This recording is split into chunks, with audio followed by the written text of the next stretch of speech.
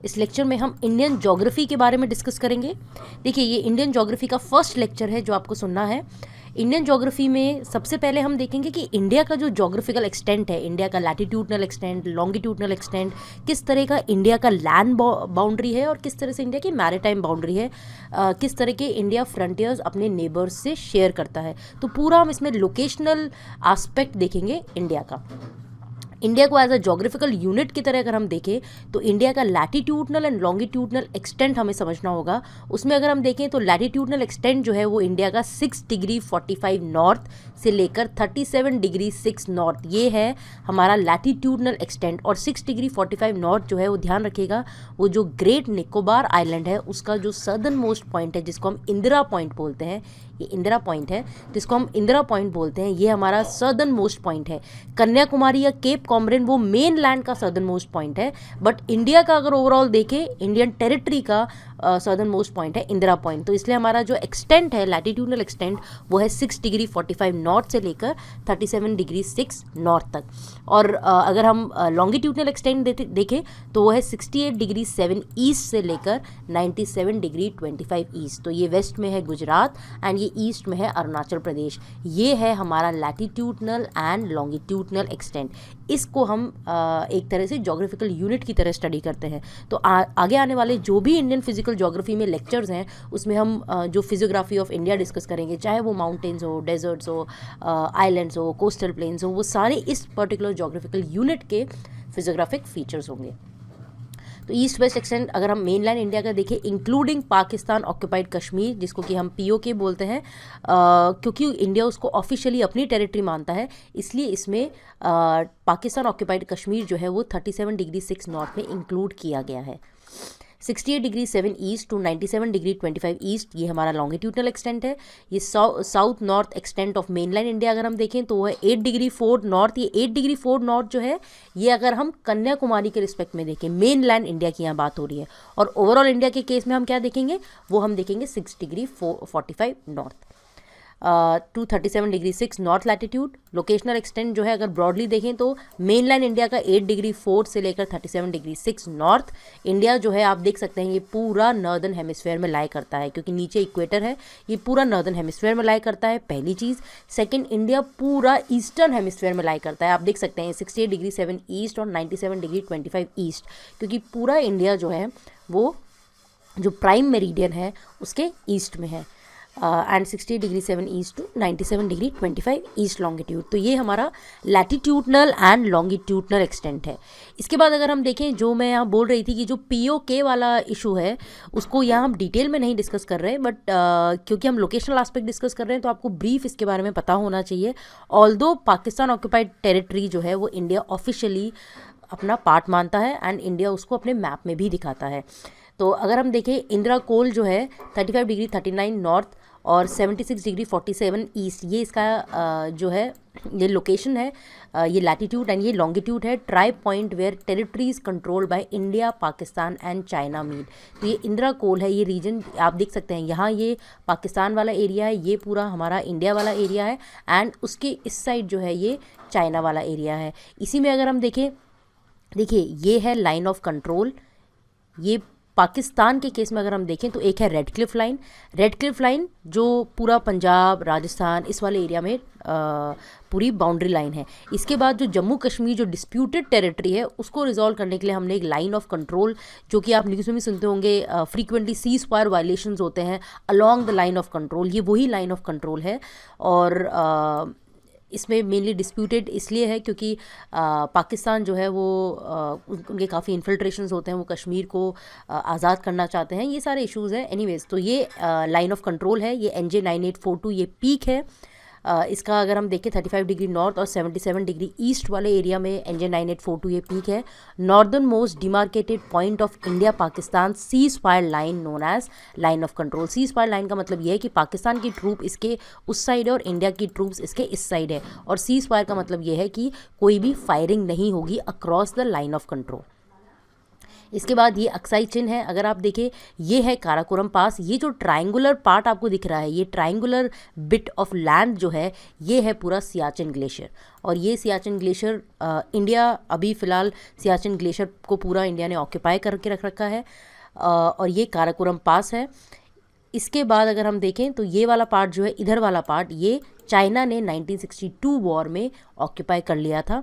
ये भी पहले जम्मू कश्मीर का पार्ट था, बट 1962 वॉर के बाद ये जो अक्साई चिन है, ये एक तरह से बिल्कुल बैरन प्लेटो एरिया है, ये चाइना ने ऑक्यूपाई कर लिया है। तो इसमें आप और क्लियरली देख सकते हैं, देखिए ये पूरा है, ये है LOC, ये जो आपको ये दिख रही है ये पूरी LOC है। ये LOC यहाँ तक है। और आप देखिए ये LOC एक्चुअली ये NJ 9842 जो पीक है, ये है NJ 9842 अप टू NJ 9842, तो पूरी तरह से लाइन ऑफ कंट्रोल डिमार्केटेड है। ये वाला एरिया जो है, इसके इधर पाकिस्तान की ट्रूप्स है और इसके इधर इंडिया की ट्रूप्स है। यही मेन वो रीजन है जहाँ सीज फायर वायलेशंस होते हैं और पाकिस्तान के जो लोग हैं वो इन्फिल्ट्रेट करते हैं। ये वाला पॉइंट है NJ 9842। इसके बाद जो है वो डिस्प्यूटेड टेरिटरी थी। इश्यूज इस रिस्पेक्ट में थे कि जो सियाचिन ग्लेशियर है, सियाचिन ग्लेशियर जो है वो 1984 के बाद इंडिया ने ऑक्यूपाई किया है। यहाँ ये सल्तोरो रिज है, ये सल्तोरो रिज है।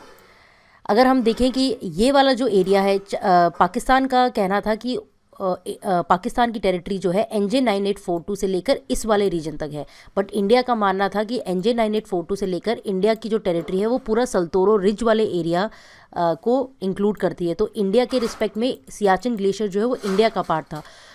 इसके बाद 1984 के बाद इंडिया ने सियाचिन ग्लेशियर को पूरी तरह से ऑक्यूपाई किया है। अभी इंडियन ट्रूप्स ही सियाचिन ग्लेशियर पर स्टेशनड है। इसके अलावा ये वाला जो पार्ट है, ये पार्ट पाकिस्तान ने चाइना को सीड कर दिया था, चाइना को दे दिया था। और ये वाला पार्ट जो आप देख रहे हैं, ये this is occupied by China in 1962 war. India और चाइना का एक ही मेन वॉर हुआ है जो कि 1962 वॉर है। और इस वॉर के बाद ये वाला पार्ट जो है, जो कि एक बैरन प्लेटो है, वो चाइना ने ऑक्यूपाई कर लिया था। और ये जो है एक्चुअली इंडियन एडमिनिस्ट्रेशन के अंडर जो कश्मीर है, वो जो ये येलो शेडेड कश्मीर है, ये अभी फ़िलहाल इंडिया के अंदर है। मगर इंडिया के मैप में अगर हम देखें तो हम ये पूरा POK रीजन भी शो करते हैं, क्योंकि इंडिया ऑफिशियली इसको इंडिया की टेरिटरी मानता है और इसीलिए हम इसको पाकिस्तान ऑक्यूपाइड कश्मीर बोलते हैं कि उन्होंने इलीगली इसको ऑक्यूपाई किया है। तो southern most point of country, इसको पिग्मेलियन पॉइंट या फिर इंदिरा पॉइंट भी बोलते हैं। ये 6 डिग्री 45 नॉर्थ लैटिट्यूड पर है, ये हम देख ही चुके हैं। ये इंडिया का सदर्न मोस्ट पॉइंट है और इंडियन मेनलैंड का सदर्न मोस्ट पॉइंट था केप कॉमरिन, जो कि 8 डिग्री 4 नॉर्थ था। North south extend from Indira col in Kashmir to Kanyakumari. तो देखिए आप, इंदिरा कोल इन कश्मीर से लेकर कन्याकुमारी तक, ये जो हमारा जो पूरा नॉर्थ साउथ एक्सटेंड है, ये है 3214 किलोमीटर। और ईस्ट वेस्ट एक्सटेंड जो हमारा रन ऑफ कच्छ से लेकर, ये है रन ऑफ कच्छ से लेकर ये जो पूरा अरुणाचल प्रदेश वाला रीजन है, इस तक अगर हम देखें तो हमारा ईस्ट वेस्ट एक्सटेंड है 2933 किलोमीटर। तो नॉर्थ साउथ एक्सटेंड और ईस्ट वेस्ट एक्सटेंड, तो आप देख सकते हैं नॉर्थ साउथ एक्सटेंड इंडिया का ज़्यादा है, ईस्ट वेस्ट एक्सटेंड इंडिया का रिलेटिवली कम है। इंडिया का अगर हम पूरा एरिया देखें तो ये है 32,87,263 स्क्वायर किलोमीटर। और इस एरिया के अकॉर्डिंग इंडिया जो है वर्ल्ड की 7th लार्जेस्ट कंट्री है। और वर्ल्ड के रिस्पेक्ट में अगर हम देखें तो इंडिया के पास वर्ल्ड का 2.4% ऑफ टोटल सरफेस एरिया है वर्ल्ड के कॉन्टिनेंट्स का। तो आप यहाँ देख सकते हैं रशिया लार्जेस्ट कंट्री है, देन कनाडा है, देन 3rd US है, फिर 4th चाइना है, 5th ब्राज़ील है, 6th ऑस्ट्रेलिया है एंड 7th इंडिया है। ये इंडिया के पास 2.4% of world's total land surface area है। ये है हमारा पॉलिटिकल मैप। आप देख सकते हैं इंडिया के अगर करंट रिस्पेक्ट में हम देखें तो टोटल 29 स्टेट्स है एंड 7 यूनियन टेरिटरीज़ हैं। और ये पहले 28 स्टेट्स थी, तेलंगाना जो है वो न्यूएस्ट स्टेट बनी है।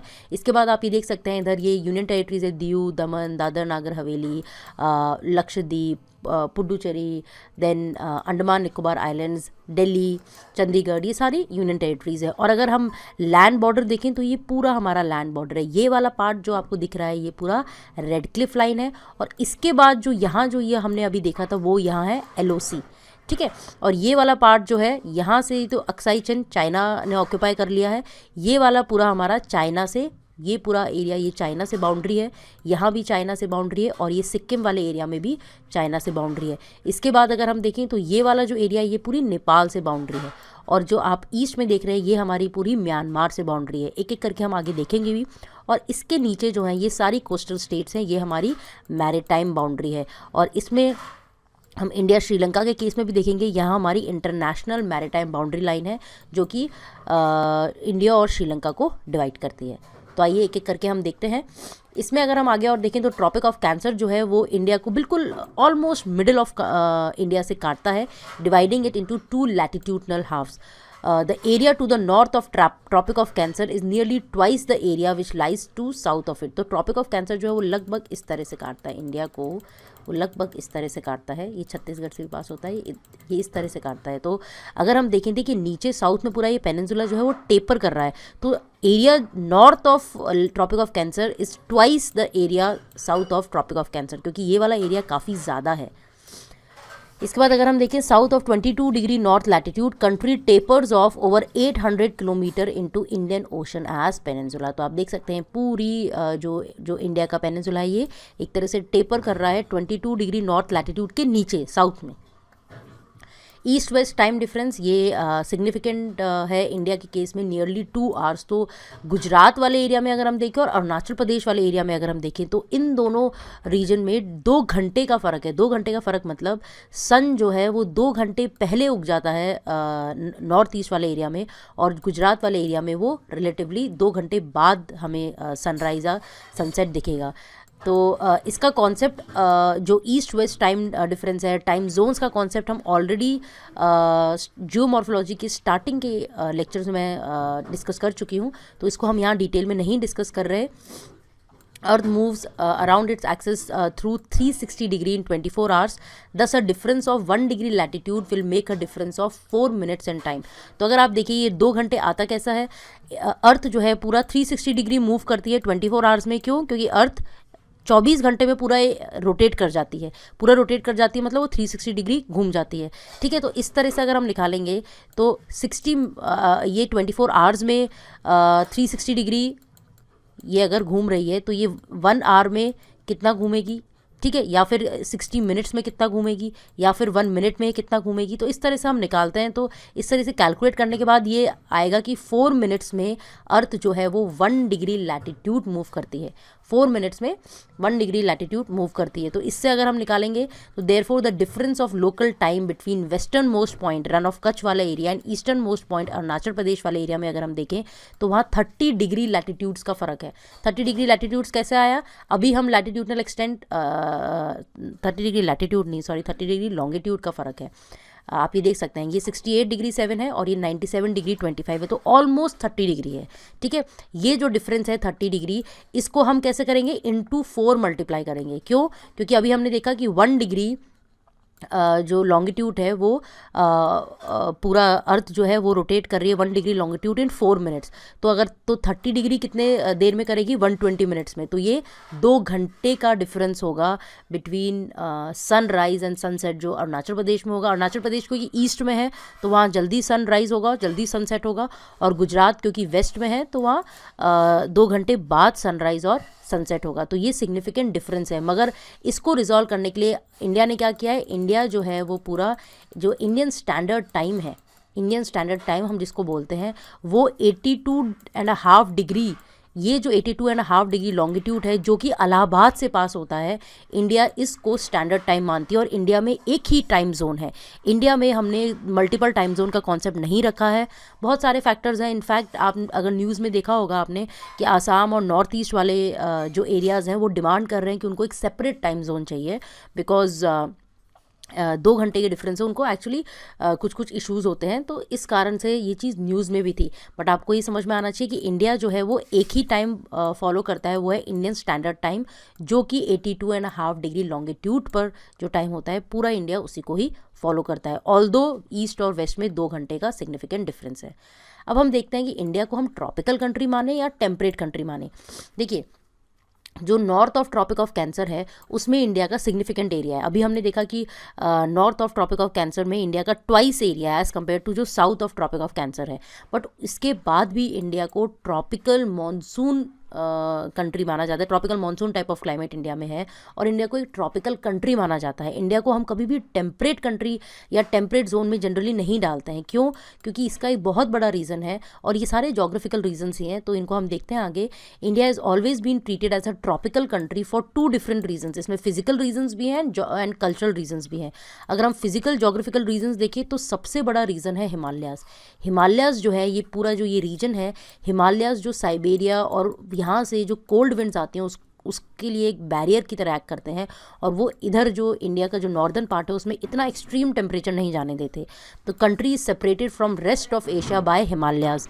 It's climate is dominated by tropical monsoon type. Tropical monsoon type, आगे जब आप इंडियन क्लाइमेट देखेंगे तो उसमें मानसून मैंने डिटेल में डिस्कस किया है। पूरे इंडिया में मानसून का इन्फ्लुएंस होता है। And temperate air mass are blocked by Himalayas. Although India का पार्ट ट्रॉपिक ऑफ कैंसर के ऊपर है जो कि टेम्परेट रीजन में आएगा, बट अगर हम देखें जो टेम्परेट एयर मास है वो ब्लॉक हो जाता है। किस कारण से? हिमालयाज के कारण से। तो इंडिया में इतना टेम्परेट वाला इफेक्ट नहीं आएगा। प्लस इंडिया पूरी तरह से ट्रॉपिकल मानसून के इन्फ्लुएंस में होती है जब भी मानसून आता है, चाहे वो साउथ वेस्ट मानसून हो, चाहे वो नॉर्थ ईस्ट मानसून हो। तो इसलिए इंडिया को tropical monsoon type of climate के रिस्पेक्ट में उसको कैटेगराइज किया जाता है, और इंडिया को एक ट्रॉपिकल कंट्री में हम डालते हैं। Entire area south of Himalayas is essentially tropical from climatic point of view, although night temperatures in winters eight several places. North India में स्पेसिफिकली अगर आप जम्मू कश्मीर, हिमाचल प्रदेश, उत्तराखंड या फिर आप पंजाब, दिल्ली इस वाले एरिया में भी आएंगे तो वहाँ काफ़ी हद तक नाइट टेम्परेचर्स जो है वो सिग्निफिकेंटली कम होते हैं। कई जगह तो 0 डिग्री से भी कम हो जाते हैं। बट अगर हम देखें बाय एंड लार्ज हम इसको ट्रॉपिकल कंट्री ही मानते हैं, क्योंकि क्लियर स्काइज होते हैं, intense insolation raise the day temperature. तो दिन में अगर हम देखें तो दिन में इतना ज़्यादा इन्फ्लुएंस नहीं होता विंटर्स का, क्योंकि क्लियर स्काइज होते हैं, इंसोलेशन होता है एंड उससे टेम्परेचर रेज होता है। तो बाय एंड लार्ज हम इसको पूरी तरह से ट्रॉपिकल कंट्री मानते हैं। मेन रीज़न इसका ये है क्योंकि हिमालयाज जो है वो एक तरह से बैरियर की तरह एक्ट करते हैं। तो वो है फिजिकल रीज़न। अब हम देखते हैं cultural geographical reason. Cultural reason अगर हम देखें तो आप देख सकते हैं जो सेटलमेंट टाइप्स हैं, जो डिजीज़ हैं, ट्रॉपिकल डिजीज़ होती हैं, डेंगू, चिकनगुनिया, मलेरिया, ये ऐसा नहीं है कि साउथ में ही है, ये सब जगह है। इंडिया में पूरे ट्रॉपिकल डिजीज़ हैं ये, और इंडिया में सब जगह होती है। एग्रीकल्चर अगर हम देखें तो पूरा जो इंडिया है वो एक तरह से एग्रेरियन इकोनॉमी है इंडिया की। Primary economic activities these are all tropical in nature. Tropical lands पर ही राइस कल्टिवेशन, वीट तो फिर भी टेम्परेट जोन में आती है। बट अगर हम इस पूरे एग्रीकल्चर टाइप्स ऑफ एग्रीकल्चर को देखें या किस तरह के इंडिया में क्रॉप्स उगाते हैं, तो वो एक तरह से बाय एंड लार्ज वो ट्रॉपिकल वाले ही हैं। It is primarily because of Himalayas that India is a tropical country. तो इसलिए इंडिया को हम ट्रॉपिकल कंट्री बोलते हैं। कभी भी हम इंडिया को टेम्परेट रीजन में नहीं डालते हैं, ऑल्दो इंडिया का significant part tropic of cancer के ऊपर लाई करता है। तो ये था एक तरह से brief about geographical extent of India, और जो ईस्ट वेस्ट एक्सटेंट है, नॉर्थ साउथ एक्सटेंट है, ये सब हमने latitudinal and longitudinal extent, time zone का कॉन्सेप्ट, ये ब्रीफ में आपको समझ में आना चाहिए। Then only you can understand the other topics. तो इसलिए आप ये फर्स्ट लेक्चर जो है इंडियन फिजिकल जोग्राफी में, सबसे पहले आपको इंडियन जोग्राफिकल एक्सटेंट ही समझना है। इसके बाद हम देखते हैं इंडिया के फ्रंटियर। अभी हमने इंडिया के बारे में समझा है, इंडिया किस तरह से एक जोग्राफिकल यूनिट है। अब हम देखते हैं कि इंडिया के जो बॉर्डर हैं वो किस तरह से, आप देख सकते हैं बांग्लादेश से, चाइना से, पाकिस्तान से, नेपाल से, म्यांमार से, भूटान से एंड अफ़गानिस्तान से इंडिया के बॉर्डर बाउंड्री है। तो अगर हम देखें इंडिया की 15,106 किलोमीटर की लैंड बाउंड्री है, running through 92 districts in 17 states, and coast line जो है इंडिया की 7,516 किलोमीटर की कोस्ट लाइन है, जिसमें कि मैक्सिमम कोस्ट लाइन तो मेन लैंड की है, 6,100 kilometre main land coast line है। ये है मेन लैंड कोस्ट लाइन, ये जो पूरी कोस्ट लाइन है ये मेन लैंड कोस्ट लाइन है। और इसके अलावा जो इंडियन आइलैंड्स की कोस्ट लाइन है वो है 1,197 किलोमीटर। तो ये है यहाँ लक्षद्वीप और ये है अंडमान एंड निकोबार। इसमें 13 स्टेट्स हैं एंड यूनियन टेरिटरीज हैं। Barring Madhya Pradesh, Chhattisgarh, Jharkhand, Delhi, Haryana, all other states in country have one or more front line states. तो इन स्टेट्स के अलावा देखिए मध्य प्रदेश की कोई बाउंड्री नहीं है, छत्तीसगढ़ की नहीं है, झारखंड की नहीं है, बाउंड्री इन द सेंस कि उनकी कोई बॉर्डर नहीं है वो ऐसे ही India's longest border is with Bangladesh. ये 4096 किलोमीटर का इंडिया का बॉर्डर है बांग्लादेश के साथ। ये लॉन्गेस्ट बॉर्डर है इंडिया का। और शॉर्टेस्ट है अफ़गानिस्तान के साथ। ये काफ़ी छोटा है अफ़गानिस्तान के साथ जो बॉर्डर है। Length of India's land border with neighbouring country is are as under. तो आप यहाँ देख सकते हैं बांग्लादेश 4096, चाइना के साथ 3488 किलोमीटर का बॉर्डर है, पाकिस्तान के साथ 3323 किलोमीटर का बॉर्डर है, नेपाल के साथ 1751 किलोमीटर का, म्यांमार के साथ 1643 किलोमीटर का बॉर्डर है, भूटान के साथ आप देख सकते हैं 6099 किलोमीटर का बॉर्डर है। अफगानिस्तान के साथ सबसे छोटा बॉर्डर है जो कि जम्मू कश्मीर से एडजॉइनिंग है, वो है 106 किलोमीटर। एंड अगर हम इसको टोटल करेंगे तो लगभग 15,106 किलोमीटर की इंडिया की टोटल लैंड बाउंड्री है। तो ये है पूरी लैंड बाउंड्री। अब हम एक एक करके ये देख लेते हैं कि जो इंडिया की लैंड बाउंड्री है उसमें कौन सी स्टेट्स का बॉर्डर किन कंट्रीज से लिंक्ड है। तो आप ये देख सकते हैं ये पूरा है बांग्लादेश। तो अगर हम देखें बांग्लादेश का वेस्ट बंगाल के साथ है, मेघालय, आसाम, त्रिपुरा, मिजोरम। देखिए ये भी कभी कभी प्रीलिम्स में क्वेश्चन आ जाता है, तो इसलिए आपको political map of India and India की जो बॉर्डर स्टेट्स हैं आपको ये पता होना चाहिए कि किस किस स्टेट का बॉर्डर किसके साथ है। तो अगर हम बांग्लादेश का देखें तो आप ये देख सकते हैं ये वेस्ट बंगाल है, फिर आप देखिए ये मेघालय, आसाम, त्रिपुरा एंड मिजोरम। तो आप ये देखिए ये वाला एरिया है, ये शिलोंग आपको दिख रहा होगा, ये मेघालय वाला एरिया है, फिर आपको आसाम दिख रहा है, ये मिजोरम दिख रहा है एंड ये त्रिपुरा दिख रहा है। तो ये सारा जो बांग्लादेश के साथ बॉर्डर है इन स्टेट्स का है। इसके बाद अगर हम चाइना देखें तो जम्मू कश्मीर, हिमाचल प्रदेश, उत्तराखंड, सिक्किम एंड अरुणाचल प्रदेश। तो आप देख सकते हैं ये रहा जम्मू कश्मीर, ये हिमाचल प्रदेश, उत्तराखंड, ये रहा सिक्किम एंड ये अरुणाचल प्रदेश। ये पूरा जो बॉर्डर चल रहा है ये चाइना के साथ है। इसके बाद अगर हम देखें पाकिस्तान के साथ तो जम्मू कश्मीर, पंजाब, राजस्थान एंड गुजरात। ये रहा जम्मू कश्मीर, ये पंजाब, राजस्थान एंड गुजरात। ये पूरा पाकिस्तान के साथ बॉर्डर है। इसके बाद अगर हम नेपाल के साथ देखें तो उत्तराखंड, उत्तर प्रदेश, बिहार, वेस्ट बंगाल एंड सिक्किम। तो आप यहाँ देख सकते हैं उत्तराखंड, ये रहा नेपाल, ये रहा उत्तराखंड। ये देखिए बॉर्डर उत्तराखंड, उत्तर प्रदेश, बिहार, ये वेस्ट बंगाल। ये देखिए यहाँ जो ये बॉर्डर है ये नेपाल का वेस्ट बंगाल के साथ है और ये सिक्किम के साथ है।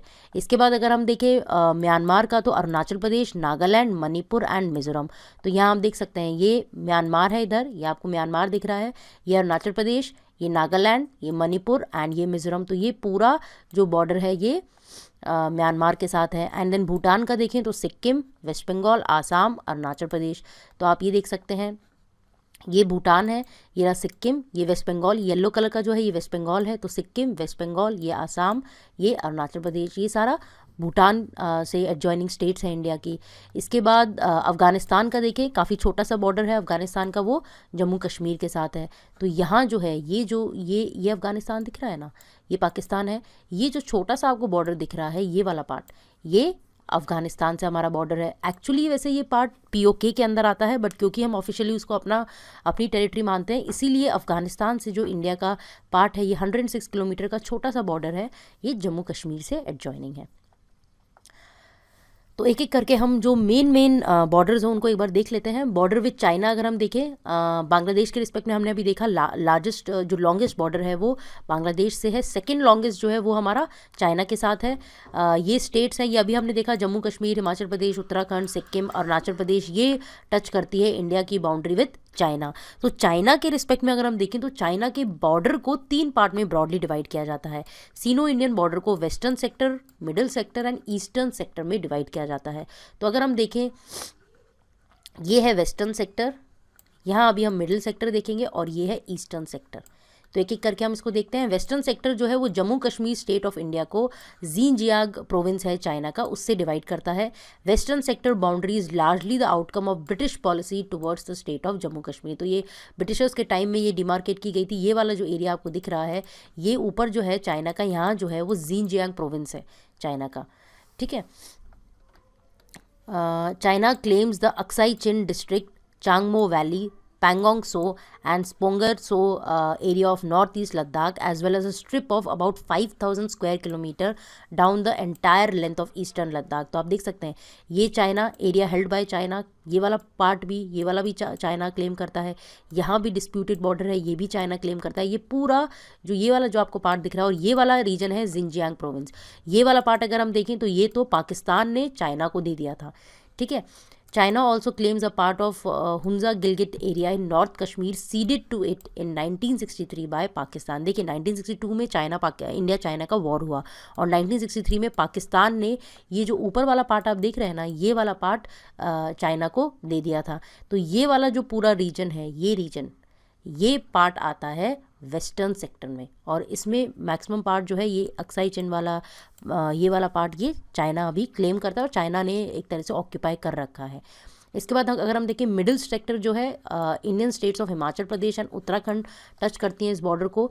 तो अगर हम इधर देखें, ये वाला जो रीजन है ये है मिडिल सेक्टर, क्योंकि ये वाला पार्ट तो पूरा जम्मू कश्मीर वाला एरिया, ये लद्दाख वाला एरिया है, ये वाला आएगा वेस्टर्न सेक्टर में। और यहाँ आप देख ही रहे हैं ये तिब्बत है, ऊपर जिंजियांग प्रोविंस है, ये वाला एरिया जो है ये मिडिल सेक्टर में है। ये इतना ज़्यादा डिस्प्यूटेड नहीं है। मेन जो एरिया जो डिस्प्यूटेड है वो वेस्टर्न सेक्टर वाला है, इसमें काफ़ी हद तक तो चाइना ने क्लेम कर ही रखा है। और जो उसके अलावा जो मेन डिस्प्यूटेड बॉर्डर है वो है ईस्टर्न सेक्टर वाला। ईस्टर्न सेक्टर अगर हम देखें तो 1140 किलोमीटर लॉन्ग बाउंड्री है बिटवीन इंडिया एंड चाइना, जो कि ईस्टर्न लिमिट ऑफ भूटान से स्टार्ट होती है to a point near Talu pass at trijunction of India, Tibet and Myanmar. तो अगर आप देखें ये जो बाउंड्री है ये ट्राई जंक्शन है। ये अगर हम ट्राई जंक्शन देखिए यहाँ इंडिया है, यहाँ भूटान है, यहाँ चाइना है, यहाँ से ये स्टार्ट हो रही है। और ये पूरी एक्चुअली जो रेड लाइन है यही है मैकमोहन लाइन, ये मैकमोहन लाइन है। और इसके नीचे आपको ये पूरा अरुणाचल प्रदेश दिख रहा होगा, ये इंडिया का पार्ट है, ऑफिशियली इंडिया का पार्ट है, मगर चाइना इसको क्लेम करता है। चाइना इसको सदर्न तिब्बत के नाम से बोलता है। चाइना बोलता है कि कल्चरली जो है तिब्बत और अरुणाचल प्रदेश सेम है, पूरा बुद्धिस्ट कल्चर है, तो चाइना इसको क्लेम करता है। चाइना मैकमोहन लाइन को नहीं मानता, क्योंकि चाइना का ये कहना है कि मैकमोहन लाइन जो है वो ब्रिटिशर्स के टाइम में बनी थी। उस टाइम चाइना एक इंडिपेंडेंट कंट्री नहीं थी, तो चाइना उस टाइम की कोई भी जो बॉर्डर लाइन है उसको नहीं मानेगा। बट एज ऑफ नाउ जो ऑफिशियली जो है अरुणाचल प्रदेश इंडिया का पार्ट है। This line is usually referred to as McMahon Line after Sir Henry McMahon, then Foreign Secretary of British India, जिन्होंने नेगोशिएट किया था boundary agreement between Great Britain and Tibet at Shimla accord in 1913-14। देखिए great Britain और तिब्बत के बीच में हुआ है, 1913-1914 में हुआ है। उस टाइम ना तो इंडिया इंडिपेंडेंट थी ना चाइना इंडिपेंडेंट थी, इसीलिए चाइना इसको नहीं मानता। और आप देख सकते हैं ये यहाँ से स्टार्ट होता है मैकमोहन लाइन, और यहाँ जो ट्राई जंक्शन है ये रहा तिब्बत, ये म्यांमार, ये इंडिया, यहाँ तालू पास है, यहाँ तक ये पूरा जाता है। इसके अलावा ये छोटा सा पार्ट और है जो इंडिया और चाइना के बीच में है, ये तिब्बत वाला एरिया है। यहाँ अभी हम देखेंगे जो डोकलाम का इशू हुआ है वो इस जगह हुआ है, चुम्बी वैली वाला एरिया है। ये हम भूटान के जब भूटान का बाउंड्री डिस्कस करेंगे तब वापस इसको देखेंगे। तो ये था western sector, eastern sector and middle sector. तो आप ये देख सकते हैं ये मिनिस्ट्री ऑफ होम अफेयर्स का ही मैप है। इंडो अफगानिस्तान का 106 किलोमीटर, ये पूरा जो एरिया है ये Radcliffe line 3323 kilometre, coast line हमारी 7516 किलोमीटर की है, जिसमें कि हमने ये अंडमान निकोबार एंड लक्षद्वीप का मैरीटाइम बॉर्डर भी लिया है। ये इंडो बांग्लादेश वाली बाउंड्री है, इंडो म्यांमार वाली बाउंड्री है, और यहाँ ये इंडो नेपाल वाली बाउंड्री है। तो इंडो नेपाल का अगर हम बात करें तो 5 states of India namely Uttarakhand, Uttar Pradesh, Bihar, West Bengal, Sikkim, ये नेपाल बॉर्डर को टच करते हैं विद इंडिया। ये बॉर्डर जो है ये पोरस है, इसीलिए इनफैक्ट यहाँ कुछ इश्यूज़ भी हैं। इश्यूज़ इस सेंस में है कि इस बॉर्डर से काफ़ी ज़्यादा फेक इंडियन करेंसी नोट्स जो हैं वो पाकिस्तान एंड जो एनिमी ग्रुप्स हैं वो यहाँ से इंडिया में लेके आते हैं, क्योंकि ये पोरस बॉर्डर है with unrestricted movement of goods and people between India and Nepal. Major portion जो है इंडो नेपालीज बॉर्डर का runs in the east west direction almost along the foot hills of Shivalik range. तो अगर हम देखिए ये ऊपर ग्रेट हिमालयाज़ हैं, यहाँ नीचे मिडिल हिमालयाज़ आएंगे, और जो काठमांडू है ये वैली है between great Himalayas and middle Himalayas. जिस तरह से कश्मीर एक वैली है between great Himalayas and middle Himalayas, आप ये देख भी रहे होंगे ये पूरी ग्रेट हिमालयन रेंज है। जिस तरह से कश्मीर एक वैली है, इसी तरह से काठमांडू भी एक वैली है between great Himalayas and middle Himalayas. और इसके बाद नीचे चलते हैं यहाँ शिवालिक्स। तो जो इंडिया और नेपाल की जो ये बाउंड्री है आप ये देख सकते हैं बिल्कुल शिवालिक से ऑलमोस्ट पैरेलल चलती है ईस्ट वेस्ट डायरेक्शन में। और एज सच बाउंड्री से रिलेटेड इतने इश्यूज़ यहाँ नहीं है इंडिया नेपाल के एज सच अगर हम देखें, और मेनली पूरा पोरस बॉर्डर है, आपको एज सच वीज़ा की ज़रूरत नहीं है नेपाल में अगर ट्रैवल करना है या नेपालीज़ को इंडिया में आना है तो।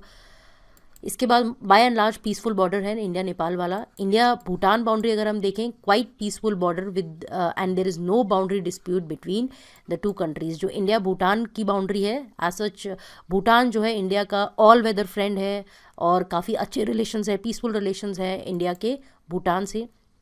जो भी सारे इंटरनेशनल रिलेशंस वाले जो भी इश्यूज़ हैं, चाहे वो बॉर्डर इश्यूज़ हों, चाहे वो रीसेंट इश्यूज़ हों, वो हम आईआर में डिटेल में डिस्कस करेंगे। अभी फ़िलहाल मैं सिर्फ जोग्राफिकल एक्सटेंट के रिस्पेक्ट में आपको बता रही हूँ जो भी इंडिया के फ्रंटियर्स हैं। तो ये आप देख सकते हैं, ये है सिक्किम वाला एरिया, ये है चुम्बी वैली, ये है चुम्बी वैली एक्चुअली। और इस चुम्बी वैली के रिस्पेक्ट में अगर हम देखें, आपको ये दिख रहा है सिलीगुड़ी कॉरिडोर। तो इसकी स्ट्रैटेजिक सिग्निफिकेंस ये है कि अगर चाइना ने चुम्बी वैली से पूरा ये वाला एरिया अगर ब्लॉक कर दिया, सपोज़ ये वाला एरिया अगर ब्लॉक कर दिया, तो इंडिया जो है वो नॉर्थ ईस्ट से कट ऑफ हो जाएगा। इसीलिए इंडिया और दूसरा ट्रांजिट रूट देख रहा है नॉर्थ ईस्ट के रिस्पेक्ट में। हम कलादन मल्टी मॉडल ट्रांसपोर्ट हमने प्रपोज किया है। बांग्लादेश के थ्रू हम railway line, road connectivity, waterways के थ्रू हम नॉर्थ ईस्ट को कनेक्ट करना चाह रहे हैं, ताकि इन केस अगर सिलीगुड़ी कॉरिडोर, ये जो लगभग 30 किलोमीटर का जो ये बहुत ही नैरो पैसेज है जो कि इंडिया के मेनलैंड को नॉर्थ ईस्ट से कनेक्ट करता है, अगर ये इन फ्यूचर ब्लॉक हो जाए तो हमारे पास तो नॉर्थ ईस्ट जो है पूरी तरह से इंडिया से डिस्कनेक्टेड नहीं हो। तो ये इंटरनेशनल रिलेशंस वाले इश्यूज़ हैं। ये चुम्बी वैली है, ये चाइना जो भूटान के रिस्पेक्ट में अगर हम देखें तो चाइना पूरा ये वाला पार्ट भूटान का क्लेम करता है। इसी रिस्पेक्ट में आप ये देख सकते हैं डोकलाम प्लेटो, इसी रीजन में अभी जो इंडिया और चाइना के जो बॉर्डर स्टैंड ऑफ हुआ था वो इसी रीजन में हुआ था। ये है डोकलाम प्लेटो। इंडो पाकिस्तान की बाउंड्री के रिस्पेक्ट में अगर हम देखें तो Indo Pakistan boundary is the result of partition of country in 1947। Sir Cyril Radcliffe थे, उनके अंदर एक कमेटी बनी थी जो कि बाउंड्री को रिजॉल्व करने के लिए, इंडिया और पाकिस्तान पार्टीशन के बाद जो बाउंड्री बननी है उसके रिस्पेक्ट में एक कमेटी बनी थी। इसको रेडक्लिफ अवार्ड भी बोला जाता है। और उन्होंने ये लाइन पूरी डिमार्केट करी थी जिसके बेसिस पर पार्टीशन हुआ था। Jammu and Kashmir, Sir Creek are the major disputed regions. तो अगर हम इसमें देखें, आप ये देख सकते हैं, देखिए जो रेडक्लिफ लाइन है वो ये पंजाब में चल रही है। ये पूरा इंडिया वाला पंजाब था प्रायर टू इंडिपेंडेंस। तो आप देखिए ये पाकिस्तान में पंजाब है और ये इंडिया वाला पंजाब है। यहाँ आपको अमृतसर ये वाला एरिया दिखेगा, यहाँ आप देखेंगे तो यहाँ लाहौर दिखेगा। ये वाला पंजाब वाला, ये वाला एरिया रेडक्लिफ लाइन पूरा यहाँ ट्रैवल कर रही है। ये राजस्थान वाला थार डेजर्ट वाला एरिया है, ठीक है। ये पाकिस्तान वाला, यहाँ सिंध वाला एरिया आपको दिखेगा। इसके बाद ये पूरा नीचे गुजरात तक रेडक्लिफ लाइन चल रही है। तो ये पूरी है रेडक्लिफ लाइन। जम्मू कश्मीर वाला एरिया और सर क्रीक गुजरात वाला एरिया दो डिस्प्यूटेड रीजन्स हैं। आप ये देख सकते हैं, ये लाइन ऑफ कंट्रोल है, ये है लाइन ऑफ कंट्रोल जिसको हम सीज फायर लाइन भी बोलते हैं। यहाँ NJ 9842 है। ये जो ट्रायंगुलर रीजन आप देख रहे हैं ये सियाचिन ग्लेशियर वाला रीजन है। यहाँ सल्तोरो रिज है। मैंने आपको अभी पुरानी स्लाइड्स में भी, अभी फर्स्ट फ्यू स्लाइड्स में आपको बताया था कि इंडिया जो है वो इस पूरे रीजन को क्लेम करता है और इंडियन ट्रूप्स ही यहाँ सियाचिन ग्लेशियर पे स्टेशन है। और ये वाला पार्ट अक्साई चिन वाला एरिया है जो कि चाइना ने क्लेम किया है। और यहाँ जो ऊपर है ये थोड़ा सा पार्ट है जो पाकिस्तान ने चाइना को 1963 में दे दिया था। ये गिलगित बल्तिस्तान वाला एरिया है, ये POK के अंदर आता है और ये है इंडिया अफगानिस्तान की बाउंड्री। इसके बाद एक तो डिस्प्यूटेड एरिया है जम्मू कश्मीर वाला, दूसरा डिस्प्यूटेड एरिया है सर क्रीक वाला। सर क्रीक में अगर हम देखें तो ये जो आपको रेड लाइन दिख रही है, this is claimed by India, disputed by Pakistan. India इस लाइन को क्लेम करता है और इंडिया ये वाला पार्ट जो है पूरा अपना मानता है। और अगर हम ग्रीन लाइन देखें तो पाकिस्तान जो है वो ग्रीन लाइन को क्लेम करता है। ये वाला एरिया जो है वो पाकिस्तान इस पूरे रीजन को अपना पार्ट मानता है। तो ये पूरा एक तरह से डिस्प्यूटेड एरिया है सर क्रीक। इसके अलावा अगर हम देखें इंडिया बांग्लादेश बॉर्डर, वो लार्जेस्ट बॉर्डर है, लॉन्गेस्ट बॉर्डर है, 4096 किलोमीटर का बॉर्डर है।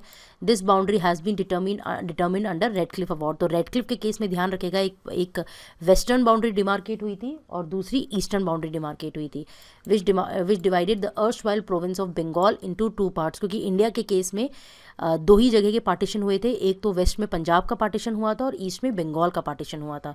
तो आप ये देख सकते हैं ये वाला पार्ट जो है, जो रेड लाइन है, ये पूरा इंडिया और बांग्लादेश वाला बॉर्डर है। ये पहले पूरा ये हमारा पूरा बंगाल वाला एरिया था, इसमें वेस्ट बंगाल इंडिया के पास है और ये पूरा बांग्लादेश वाला एरिया है। और आप देख सकते हैं किन किन स्टेट्स की बाउंड्री, असम की है, मेघालय की है, वेस्ट बंगाल की है, यहाँ त्रिपुरा की है, मिज़ोरम की है। तो इन स्टेट्स की बांग्लादेश से बाउंड्री है। फिर हम इंडो म्यांमार बाउंड्री के बारे में समझते हैं। दिस बाउंड्री रन्स रफली along the watershed between Brahmaputra and Irrawaddy river. Irrawaddy main river है म्यांमार की, और इन दोनों के बीच में एक तरह से जो बाउंड्री लाइन है वो इंडिया और म्यांमार की रन करती है। It passes through thickly forested regions, यहाँ काफ़ी डेंस फॉरेस्ट हैं। मीज़ो हिल्स हैं, Manipur and Nagaland on the Indian side, and Chin hills जो हैं ये म्यांमार की साइड है। नागा हिल्स म्यांमार वाली साइड में, एंड कचिन स्टेट जो है वो म्यांमार की साइड में। तो आप देख सकते हैं ये वाला जो पूरा पार्ट है, इनफैक्ट ये वाला जो बाउंड्री है इस वाले रीजन में काफ़ी ज़्यादा डेंस फॉरेस्ट हैं, छोटे छोटे हिल्स हैं। ये आप देख सकते हैं ये कचिन स्टेट है, और ये पूरा जो बाउंड्री है वो किससे टच हो रही है? अरुणाचल प्रदेश, नागालैंड, मणिपुर एंड मिज़ोरम से। जो भी इंटरनेशनल रिलेशंस वाले इश्यूज़ हैं कि क्या इंडिया के बीच में बाउंड्री डिस्प्यूट्स है, वो हम इंटरनेशनल रिलेशंस के लेक्चर्स में डिस्कस करेंगे। यहाँ सिर्फ हम मेरा मेन इंटेंशन है कि आपको जोग्राफिकल एक्सटेंट प्लस कौन सी स्टेट्स बॉर्डर कर रही हैं, ब्रॉडली क्या इश्यूज़ हैं, इन डिटेल हम उन इश्यूज़ में नहीं जा रहे हैं क्योंकि हमें जोग्राफिकल एंगल से यहाँ देखना है। इंडिया श्रीलंका का बाउंड्री के बारे में अगर हम डिस्कस करें तो यहाँ होगी हमारी maritime boundary.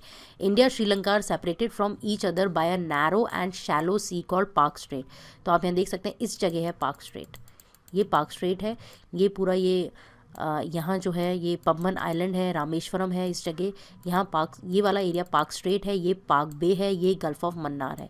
Gulf of Mannar ये है, ये पार्क स्ट्रेट है इधर बीच में, और इधर पार्क बे है। और ये आप देख रहे हैं इंडो श्रीलंका मैरीटाइम बाउंड्री, ये पूरी इंडिया और श्रीलंका की मैरीटाइम बाउंड्री लाइन है। Dhanushkodi on the Tamil Nadu coast in India is only 32 kilometre away from Talaimannar in Jaffna.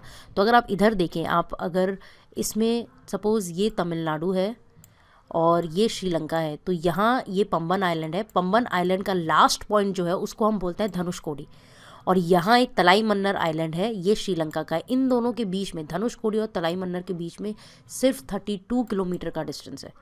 Talai Mannar Jaffna peninsula in Sri Lanka. Jaffna peninsula जो है ये जो नॉर्थ ईस्ट वाला जो ये वाला जो पार्ट है ना, ये वाला ऊपर वाला जो बिल्कुल पार्ट है श्रीलंका का, आप यहाँ ये वाला पार्ट जो देख सकते हैं, यहाँ ये तलाई मन्नर वाला रीजन है।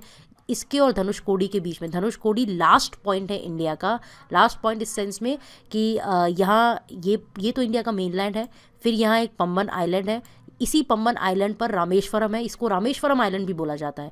और पम्बन आइलैंड का बिल्कुल लास्ट पॉइंट है धनुषकोडी, और यहाँ है तलाई मन्नर। तो इन दोनों के बीच में 32 किलोमीटर का डिस्टेंस है।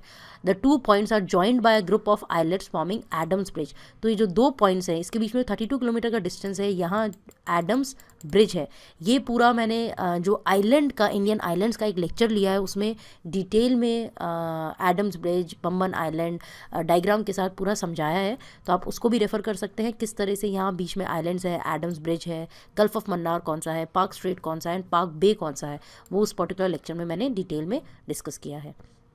तो यहाँ हमने देखा इंडिया का जोग्राफिकल एक्सटेंट प्लस इंडिया के फ्रंटियर्स। तो India as a location, India as a geographical unit plus India का लोकेशनल एस्पेक्ट को हमने यहाँ डिटेल में डिस्कस किया है। Thank you.